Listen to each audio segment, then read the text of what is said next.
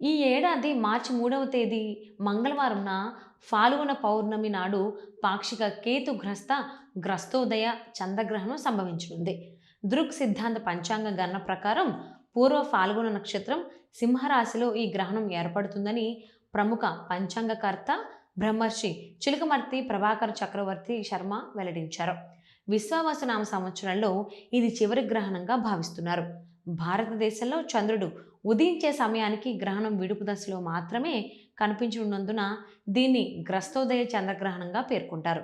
సంపూర్ణ చంద్రగ్రహణం అయినప్పటికీ మన దేశంలో సాయంత్రం 6 గంటల 20 నిమిషాలకి చంద్రోదయం అయిన తరువాత సుమారు 25 నుంచి 40 నిమిషాల పాటు మాత్రమే దర్శనమిస్తుంది.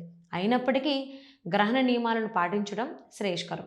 మధ్యాహ్నం 3 గంటల 21 నిమిషాలకు ప్రారంభమవుతుంది. తూర్పు ఈశాన్య భారత ప్రాంతాల్లో ఇది ఉంటుంది. మధ్యకాలం సాయంత్రం 5 గంటల 3 నిమిషాలకు, సంపూర్ణ మధ్యకాలం సాయంత్రం 5 గంటల 32 నిమిషాలకు, మోక్షకాలం సాయంత్రం 6 గంటల 45 నిమిషాలకు. మొత్తం వ్యవధి వచ్చేసి సుమారు 3 గంటల 27 నిమిషాలు. సింగపూర్, చైనా వంటి కొన్ని దేశాల్లో ఈ గ్రహణం స్పష్టంగా కనిపించనుంది.